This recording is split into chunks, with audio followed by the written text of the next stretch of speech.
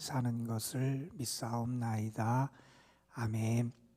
마태복음 20장 1절에서 16절까지에 있는 말씀입니다. 마태복음 20장 1절부터 16절까지에 있는 말씀, 오늘 우리에게 주신 하나님의 말씀 한 목소리로 함께 받들어 읽겠습니다. 천국은 마치 품꾼을 얻어 포도원에 들여보내려고 이른 아침에 나간 집주인과 같으니, 그가 하루 한 데나리온씩 품꾼들과 약속하여 포도원에 들여보내고 또 제3시에 나가보니 장터에 놀고 서 있는 사람들이 또 있는지라. 그들에게 이르되 너희도 포도원에 들어가라, 내가 너희에게 상당하게 주리라 하니, 그들이 가고 제6시와 제9시에 또 나가 그와 같이 하고 제11시에도 나가보니 서 있는 사람들이 또 있는지라. 이르되 너희는 어찌하여 종일토록 놀고 여기 서 있느냐. 이르되 우리를 품꾼으로 쓰는 이가 없음이니이다. 이르되 너희도 포도원에 들어가라 하니라. 저물매 포도원 주인이 정직이에게 이르되 품꾼들을 불러 나중 온 자로부터 시작하여 먼저 온 자까지 삭슬 주라 하니, 제11시에 온 자들이 와서 한 데나리온씩을 받거늘 먼저 온 자들이 와서 더 받을 줄 알았더니 그들도 한 데나리온씩 받은지라. 받은 후 집주인을 원망하여 이르되 나중 온 이 사람들은 1시간밖에 일하지 아니하였거늘 그들을 종일 수고하며 더위를 견딘 우리와 같게 하였나이다. 주인이 그 중에 한 사람에게 대답하여 이르되 친구여, 내가 네게 잘못한 것이 없노라. 내가 나와 한 데나리온의 약속을 하지 아니하였느냐. 내 것이나 가지고 가라. 나중 온 이 사람에게 너와 같이 주는 것이 내 뜻이니라. 내 것을 가지고 내 뜻대로 할 것이 아니냐. 내가 선함으로 내가 악하게 보느냐. 이와 같이 나중된 자로서 먼저 되고 먼저 된 자로서 나중되리라. 아멘. 우리가 믿음을 이야기할 때 믿음의 출발은 하나님이 어떤 분인지를 아는 것이고, 또한 거기에서 비롯돼서 하나님과의 관계에서 내가 어떠한 존재인지 누구인지를 아는 것이 믿음의 출발이 된다 하는 그런 이야기를 합니다. 하나님을 알아야지요. 그분이 어떠한 분이고 그분의 뜻이 어떻고 그분이 얼마나 좋으신 분이고, 그리고 내가 얼마나 죄인이고 내가 하나님의 은혜를 받은 자라고 하는 사실을 아는 것, 하나님을 알고 나를 아는 것이 믿음의 출발이다 하는 얘기를 합니다. 그리고 그 하나님을 알고 나를 아는 데서 우리가 갖게 되는 또 다른 생각은 뭐냐면, 하나님과 우리는 너무나 다르다. 하나님과 우리는 엄청난 차이가 난다 하는 사실을 우리가 알고 인정하는 데서 또한 신앙이 시작된다고 말할 수 있을 겁니다. 우리 하나님은 부족한 것이 없으신 그러한 분이시지요. 우리는 부족하지만 하나님은 능하신 분입니다. 우리는 연약하지만 하나님은 강하신 분이시지요. 우리는 미련하지만 하나님은 지혜로우신 분이시지요. 우리는 추하고 더럽지만 우리 하나님은 거룩하신 분이잖아요. 우리는 이기적이고 자기만 생각하지만 우리 하나님은 너그럽고 모든 사람을 사랑하시는 지극히 자비로우신 그런 하나님이 우리 하나님이시다 하는 것.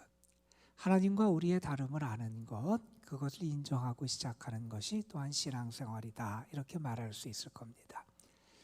뿐만 아니라 하나님의 다스림, 하나님의 통치, 하나님의 나라도 세상의 방식, 우리가 생각하는 상식과 계산과는 다른 것이 하나님의 나라고, 하나님의 통치임도 우리는 분명히 기억해야 됩니다. 오늘 말씀의 마지막 절에서도, 우리가 읽은 말씀의 16절에서도 이런 말씀을 하지요. 나중된 자가 먼저 되고 먼저 된 자가 나중된다. 하나님 나라의 역사라는 거지요. 우리 20장이 시작되기 직전인 19장 마지막 절에서도 이런 말씀이 기록되어 있었어요. 그러나 먼저 된 자로서 나중되고 나중된 자로서 먼저 될 자가 많으니라. 이게 하나님 나라의 역사라는 거예요. 우리는 많은 조건을 가지고 먼저 시작하면 먼저 목표점에 도달하고 먼저 무언가를 이루게 되는 것이 세상의 그러한 삶의 방식이고 세상에 통용되는 그러한 모습이라고 생각하지만 하나님 나라의 역사의 방식은 세상의 가치, 세상의 기준, 세상의 방식과는 다르다 하는 그러한 것이지요. 오늘 말씀은 우리가 잘 아는 내용입니다. 어떤 포도원 주인이 품꾼을 얻어서 포도원 일을 시키는 그러한 과정을 우리에게 소개해 줍니다. 아침 일찍 나가서 장터에 가보니 사람들이 일자리를 구하는 사람이 있어요. 그래서 그와 하루에 한 데나리온씩 하루 임금을 주기로 약속하고 포도원에 가서 일하게 시킵니다. 그 다음에 이 주인은 몇 차례 더 나가서 사람들을 고용해서 일을 시키지요. 제3시에 나가고 또한 6시에 나가고 9시에 나가고 제11시에 나갑니다. 여러분이 아시겠지만 이 시간에 우리나라 시간으로 우리가 계산을 하려면 더하기 6을 하면 됩니다. 그러니까 마지막 11시에 간 사람은 우리 식으로 얘기하면 오후 5시에 이제 포도원 일터에 들어간 거예요. 자, 그렇게 일을 한 다음에 마지막에 들어간 사람들이 1시간밖에 일을 안 한 다음 오후 한 6시쯤 됐을 때 하루의 일과를 마치는 시간에 각 사람을 불러서 임금을 계산해 주는데 가장 나중에 온 1시간밖에 일하지 않은 사람에게 하루치의 임금인 한 데나리온을 줘요. 그랬더니 그것을 보고 있던 먼저 온 사람들은 그렇게 생각하죠. 나는 더 많이 일했으니까 더 많이 받겠구나. 나는 더 많이 수고했으니까 더 많은 돈을 받겠구나. 이렇게 생각했는데 똑같이 한 데나리온씩 주는 거예요. 그래서 사람들이 불만을 갖게 되지요. 왜 우리는 더 많이 고생하고 일했는데 똑같이 줍니까? 했을 때 주인이 그들에게 늦게 온 사람들에게 똑같이 주는 게 나의 뜻이다. 이렇게 말씀한 그런 내용이 이 비유의 내용이지요. 이 비유는 크게 보면 두 가지 관점에서 바라볼 수 있을 거예요. 하나는 포도원 주인, 여기서 이렇게 일을 시킨 그분의 고용주의 입장에서 우리가 이 비유를 바라보게 될 때 그 일을 시킨 포도원 주인은 어떤 분이냐? 모든 사람에게 자비를 베푸는 그런 자비로운 그런 포도원 주인이다 하는 것을 우리가 알게 됩니다. 그 포도원 주인이 얼마나 많은 사람에게 선을 베풀고 긍휼히 여기고 사랑을 베풀어 주는지 포도원 주인의 관점에서 주인을 바라보면서 이 비유를 우리가 이해할 수도 있을 겁니다. 반면에 우리가 포도원 일꾼의 입장에서 보면 특별히 마지막까지 일이 없다가 고용돼서 임금을 받은 사람의 입장에서 보면 우리의 삶에서 하나님의 위로가 있고까지 우리를 받아주고 용납해주고 사랑해주고 보상해주시는 주님의 은혜가 있음을 기억하고 우리가 위로를 받게 되잖아요. 세상에서는 나를 늦었다고 나에게 아무것도 안 맡기고 나에게 가능성이 다 끊어진 것 같은 그 순간에 나를 찾아와 주시고 만나 주시고 나에게 일을 주시고 살아갈 수 있도록 그 기반을 제공해 주는, 그래서 그런 은혜를 받게 됐다 하는 것은 어떤 의미에서 이렇게 마지막에 고용된 일꾼들의 입장에서 보면 상당한 큰 위로를 받게 되는 게 이 비유를 통해서 얻게 되는 그런 교훈이다, 이렇게 생각할 수 있을 겁니다. 사람들은 복을 받으면 세상에서 그렇게 생각해요. 복을 받으면 아무 일 안 하고 그냥 편하게 노는 게 복을 받는 거다, 이렇게 생각하는 시대일 거예요. 사람들이 살아가는 게 너무나 힘들고 하는 일이 많고 그런 시대이기 때문에 그럴지는 모르겠지만 사람들은 복을 받는 게 그냥 놀고 먹는 것을 복을 받는 거다, 이렇게 생각하는 경향이 많이 있습니다. 그러나 우리가 세상에서 성공한 사람들, 정말 세상에서 복을 받은 사람들의 모습을 보면 열심히 일하는 사람들이고 열심히 수고하며 살아가는 사람들이 복을 받는다 하는 것도 우리는 알게 됩니다. 사람이 살아가는데 세 가지 터전이 있어야 된대요. 어느 분이 그런 얘기를 했어요. 뭐가 있어야 되느냐? 일단 배움터가 있어야 된다는 거예요. 배워야지요. 두 번째 있어야 되는 건 뭐냐? 쉼터도 있어야 된대요. 그렇죠? 우리가 적절히 쉬면서 우리가 활기를 찾고 회복하는 것도 필요하지요. 그런데 무엇보다 중요한 게 일터도 있어야 된다는 겁니다. 그걸 놓쳐서는 안 된다는 거지요. 루소라는 사람이 사람에 대해서 이렇게 얘기도 했어요. 사람은 두 번 태어난다. 하나는 살기 위해서 한 번 태어나고 한 번은 일하기 위해서 한 번 태어난다. 그런 얘기를 하기도 했습니다. 그런데 세상의 일에는 때가 늦을 때도 있고요. 또한 기회가 항상 있는 게 아니에요. 그래서 내가 그 기회를 놓치기도 하고 내가 늦어서 그 무언가를 차지하지 못할 때도 있는 게 세상의 그런 모습이에요.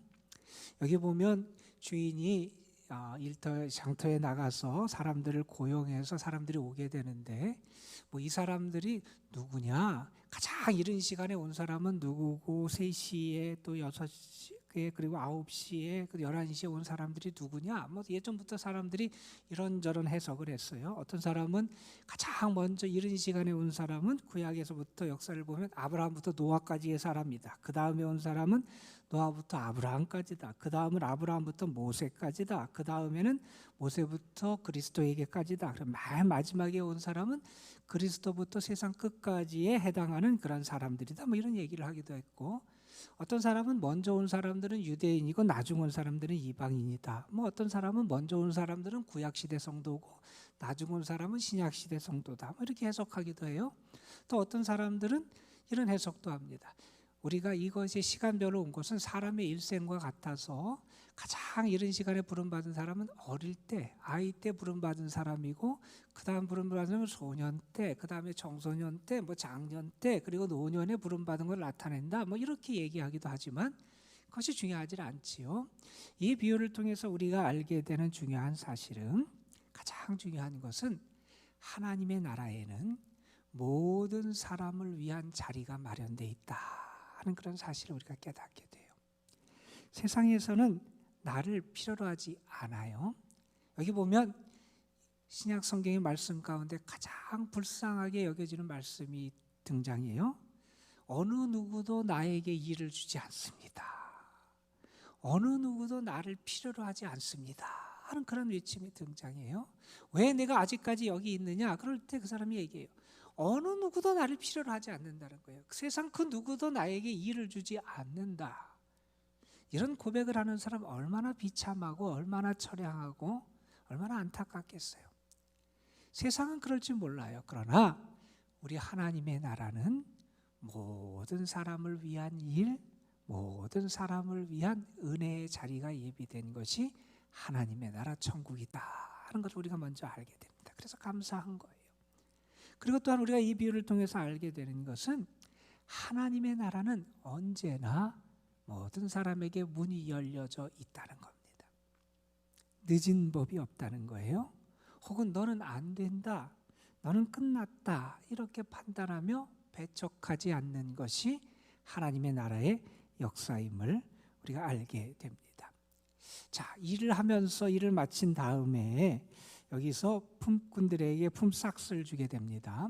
유대 법에 의하면 품꾼에게는 그날 해가 지고 그 날이 저물기 전에, 밤이 지나가기 전에 품삯을 줘야 마땅한 게 법으로 돼 있어요. 신명기에 보면 그런 말씀이 있어요. 임금을 체불하고 그날 지급하지 않으면 죄가 된다 하는 말씀이 있어요. 왜냐하면 대부분의 사람들은 그날 벌어서 겨우겨우 하루를 연명하며 살아가는 것이 당시의 사람들이기에 그 임금을 주지 않는다라고 하는 것은 그의 생활 자체를 빼앗는 것이 되기 때문에 죄악시하고 있는 겁니다. 해가 질 때 품삯을 주는데 먼저 온 사람에게 많이 주지 아니하고 똑같이 주고, 그래서 사람들이 불평을 하게 되지요. 어찌 보면 우리도 그렇게 생각할 겁니다. 하나님이 주인이 불공평하다. 왜 불합리하게 이렇게 대우하느냐? 이것은 임금을 지불하는 기준과 원칙에 맞지 않는다. 이렇게 말할지 모르겠습니다.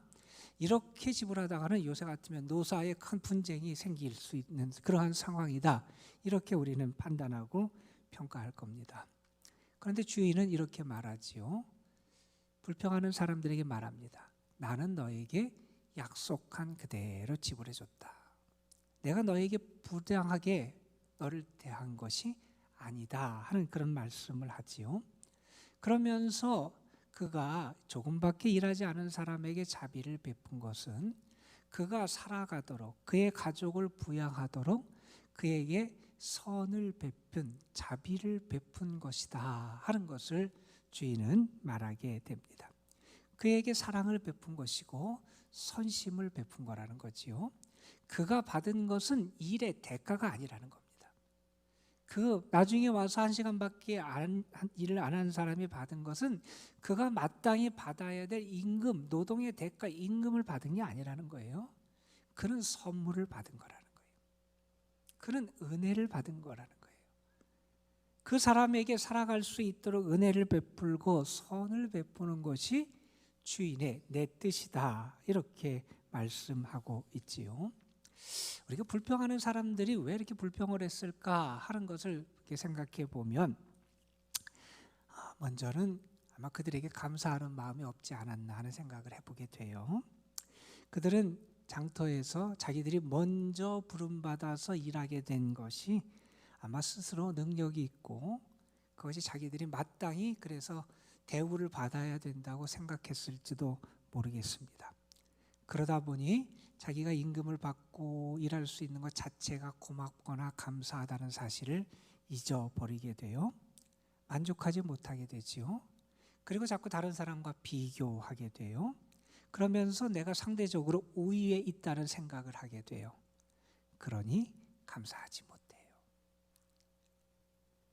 내가 일할 수 있음이, 그리고 내가 일하는 것에 마땅한 그러한 어떤 결실을 얻게 된 것이 얼마나 감사한지, 나에게 그런 기회가 주어진 것이 얼마나 감사한지, 그 감사를 그들이 잃어버렸기 때문이다 하는 거죠. 두 번째로 그들의 모습 속에서 우리가 볼 수 있는 것은 다른 사람과 마음이 하나 되는, 불쌍히 여기는 그런 마음이 그들에게 없다 하는 것을 우리가 보게 돼요. 우리가 기뻐하는 자들과 함께 기뻐하고 슬퍼하는 자들과 함께 슬퍼해야 된다. 로마서에서 바울이 그런 말씀을 하셨어요. 믿음으로 의롭게 된 사람, 그리고 하나님의 구원을 체험한 사람이 살아가는 모습 가운데 나타나야 될 것은 무엇이냐면, 기뻐하는 사람들과 함께 기뻐할 수 있어야 된다는 거예요. 슬퍼하는 사람들과 함께 슬퍼할 수 있어야 된다는 거예요. 연대의식을 갖고 같이 느끼며 살아갈 수 있어야 된다는 거예요. 한번 보세요. 자, 지금까지 일이 없어서 하루의 생활, 다음의 생활을 어떻게 해야 될지 불안하고 고통 속에 염려하는 사람들이 있는데, 그 사람들이 주인의 사랑을 받았어요. 주인의 선물을 받았어요. 그 사람들이 살아갈 수 있는 그런 하루치의 양식, 하루치의 삶의 어떤 것을 얻게 됐어요. 고통당하고 아무것도 없어서 염려하던 사람들이 그것을 얻게 된 것을 보면 기뻐할 수 있어야 된다는 거예요. 아, 저 사람이 저렇게 살아갈 수 있는 은혜를 입었구나 하는 것을 보면서 한 마음으로 기뻐하고 한 마음으로 감사할 수 있어야 되지 않느냐는 거예요. 만약에 내 가까운 가족이나 내가 가장 사랑하는 친구들에게 그런 일이 일어났다면 함께 좋아했겠지요. 아, 저 친구도 나의 가족 누구도 이러한 은혜를 입었구나 좋아했을 텐데, 다른 사람들이 그러한 은혜를 받는 것을 함께 기뻐하지 못하는 모습을 보여주게 된다는 거지요. 그리고 이 불평하는 사람들의 모습 속에서 우리가 보는 것은, 그들은 자기들이 어떠한 존재인지 그들의 위치를 착각하고 있다는 거예요. 마치 자신이 주인인 것처럼 착각을 해요. 자신들이 주인보다 더 높은 위치에 있다고 잘못 생각하고 있는 거지요. 주인의 일하심, 주권적인 행사에 불평을 갖게 돼요. 오늘 말씀해 보면 주인이 그런 얘기를 하지요. 내가 선함으로 너희가 나를 악하게 보느냐. 주인이 행하는 일이 선한 일인데 그것을 악하다고 생각하는 그러한 그들의 모습, 자신들이 어떤 위치에 있는지를 알지 못하고 있다는 겁니다. 이 주인은 물론 우리 하나님을 나타내지요.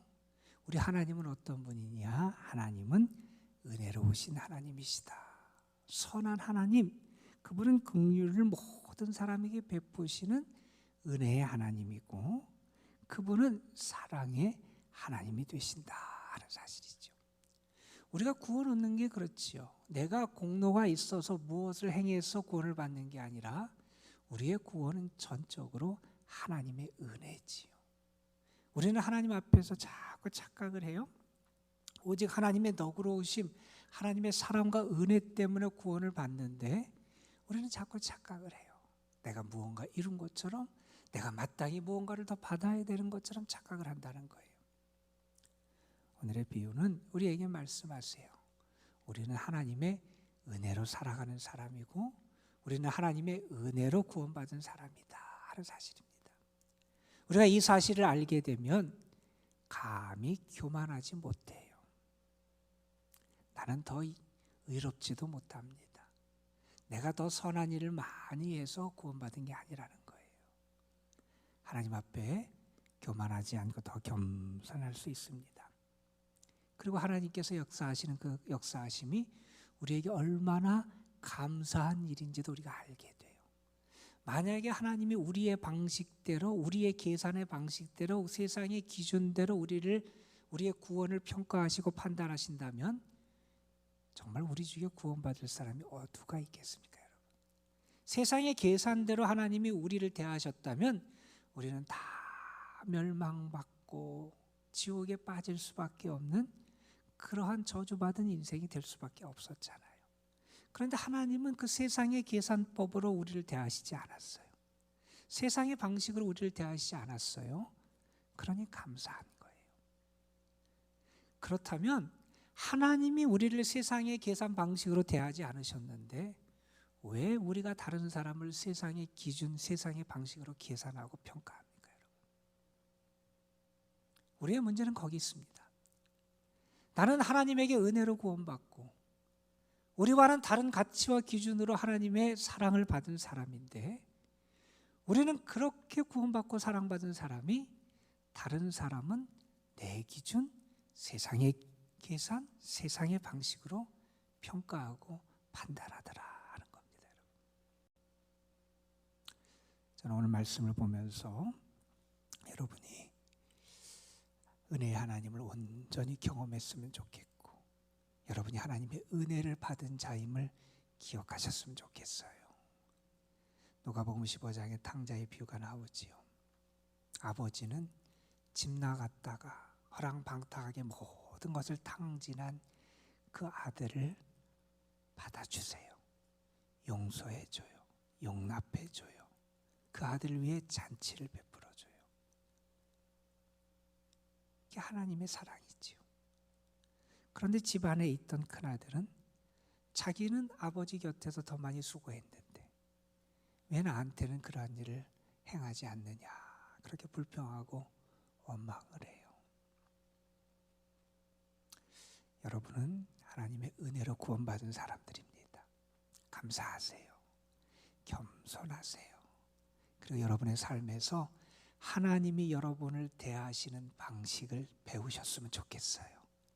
다른 사람을 대할 때도 세상의 계산으로 대하고 평가하고 판단하고 비교하고 불평하는 자가 아니라 하나님의 은혜를 받은 자답게 하나님의 방법, 하나님의 방식, 하나님의 마음, 하나님의 눈으로 우리 주변의 사람들 대할 수 있는 정말 은혜 받은 자로 살아가는 여러분이 되시기를 주님의 이름으로 축복합니다. 오늘은 말씀을 보면서 여러분에게 내가 정말 우리를 은혜로 대하시는 그 하나님을 깨닫고 만나게 하옵소서 기도하셨으면 좋겠고, 오늘은 열방을 품고 기도하는데 특별히 우리 교회에서 파송한 캄보디아 송진섭 선교사님 그 가정, 그 선교의 사역, 그리고 캄보디아 그 땅을 품고 여러분이 기도하시고, 그리고 캄보디아 선교를 위해서 기도하며 후원하는 우리 동남아 선교회를 위해서 여러분이 함께 기도해 주시기를 부탁을 드립니다. 함께 기도하겠습니다. 감사 헌금 무명으로 드렸습니다. 아버지 하나님, 우리 자신이 하나님의 놀라운 사랑과 은혜를 받은 자, 나의 공로와 나의 능력과 나의 행함을 통해서 내가 마땅히 받아야 될 것을 받은 자가 아님에도 불구하고 우리는 그동안 내가 잘난 줄 알았고 내가 마땅히 누려야 될 것처럼 그렇게 착각하며 살아온 것을 고백합니다. 아버지 하나님, 하나님의 값없는 은혜를 받은 저희들, 하나님의 자비하심 가운데 구원받은 저희들, 하나님이 우리를 그렇게 세상의 방식과 세상의 계산으로 우리를 판단하고 평가하지 않으셔서 하나님의 자비하심을 통하여 구원받은 저희들, 늘 그 은혜에 감사하게 하시고 늘 그 하나님 앞에 겸손하게 하여 주시고 그 은혜를 받은 자답게 우리도 다른 사람을 대할 때 주님과 같은 시선으로, 주님과 같은 마음으로, 주님과 같은 기준으로 다른 사람을 대할 수 있도록 하나님 우리의 믿음을 더 성숙시켜 주시기를 간절히 바라옵고 원합니다. 오늘 우리가 기도하며 이렇게 우리에게 큰 자비를 베푸시고 은혜를 주시는 그 하나님을 만나게 하여 주시고 은혜의 하나님 앞에서 내가 얼마나 큰 복을 받고 살아가는지 내 자신의 모습을 발견하며 감사하며 기뻐하며 찬양하게 하여 주시고 그 하나님을 의지하며 소망을 두며 믿음 가운데 살아갈 수 있도록 주님 인도하여 주옵소서. 오늘은 특별히 우리가 열방을 품고 기도합니다. 우리 교회에서 파송하고 오랜 동안 사역하고 있는 우리 송진섭 선교사의 사역과 그 가정, 그리고 특별히 그가 품고 자신의 삶을 바치는 캄보디아 땅을 하나님 앞에 올려드립니다. 하나님 함께 하시고 은혜로 인도하여 주셔서 우리 귀한 주의 종의 사역을 통해서 그곳에 하나님의 나라가 세워지고 확장돼 갈 수 있도록 도와주시고 하나님의 은혜의 역사가 그곳에 더 풍성하게 나타날 수 있도록 인도하여 주옵소서. 우리 캄보디아를 품고 후원하며 기도하는 동남아 선교회 회장님을 비롯한 모든 회원들에게도 하나님의 은혜를 더하시고 그 가정의 복을 더하시고 후원하며 품고 기도할 때마다 하나님께서 그 기도에 응답하시며 그 후원이 복된 열매로 나타나는 그런 은혜도 허락하여 주옵소서. 하나님 앞에 드려진 감사의 힘을 받으시고 하나님 앞에 주의 은혜를 기다리며 사모하는 심령으로 주님을 바라보는 영혼을 하나님 만나시고 그 빈 심령의 은혜를 채워주셔서 주님 안에서 충만함의 복을 누릴 수 있도록 축복하여 주옵소서. 이 시간 저희들이 하나님 앞에 기도합니다. 기도하며 하늘의 은혜를 체험하고 살아계신 하나님을 만나고 온전하게 우리들이 성숙한 하나님의 사람으로, 거룩한 하나님의 사람으로 변화돼 갈 수 있도록 우리의 기도의 능력을 더하시고 성령으로 인도하여 주옵소서. 연로하신 분들, 병이 약한 분들, 어려운 분들에게도 오늘도 하나님께서 은혜와 자비로 함께해 주실 줄 믿사옵고 우리 구주 예수 그리스도의 이름으로 기도드리옵나이다. 아멘. 자, 이렇게 기도하시고 돌아가시겠습니다. 좋으신 하나님, 오늘도 우리에게 귀한 하루를 사시고